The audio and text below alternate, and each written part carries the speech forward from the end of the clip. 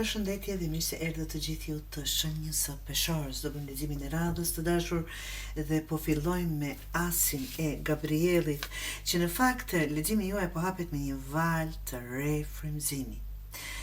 Një mundësi e artë po ju afrohet të dashur Peshor, diçka që të ndez pasionin tënd dhe do të kujtoj pse e do atë që bën, pse e do atë që do, çfarë do lloj që të është apo çfarë do gjë që të është qëllimi juaj.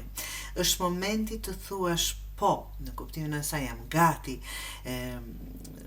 ndaj një projekt, ide apo një bashkëpunim që të ngjall ndjenja të forta.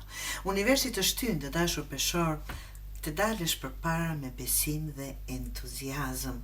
Është asi dhe vërtet diçka e re.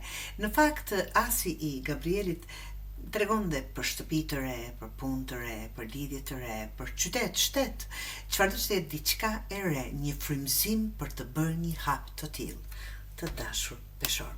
Strength.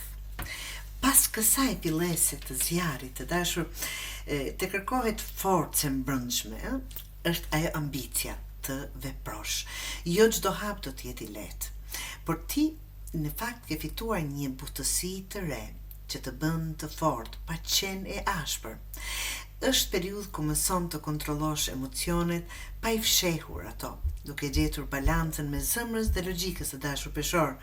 Vetbesimi yt do jetë arma juaj më e fortë. Apo kjo forcë këtu.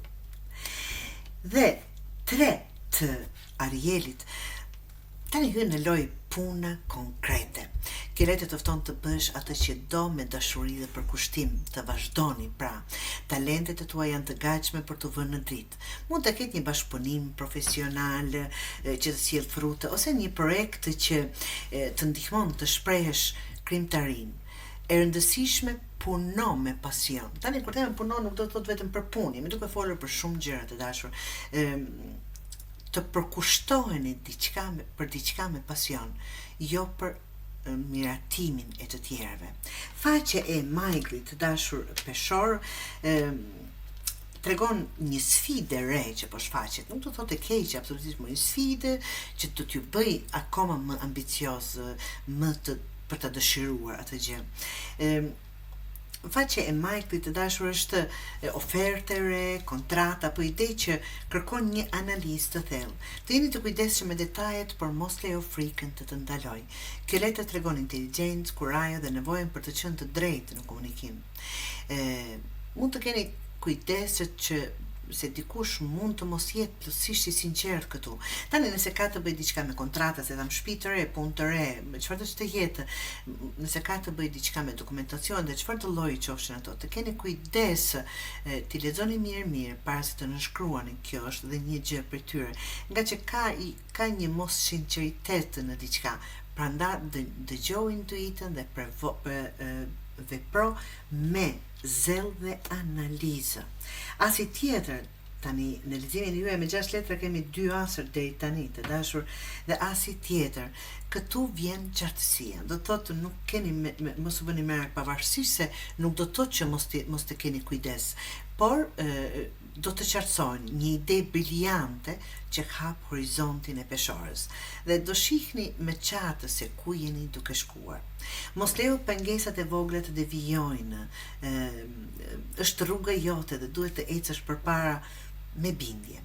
Kjo është një periudhë të dashur Peshor ku fjalët kanë fuqi. Ajo që thua, shkruan apo komunikon mund të çojë shumë larg. Change your life, do thot, dhe prap model një ndryshim jetese, nuk do thot patjetër për të gjithë që për vetëm për ata që rezonon, që janë duke bluar në për kokën një gjë të tillë të dashur. Kapitulli mbyllet me një tronditje pozitive të dashur.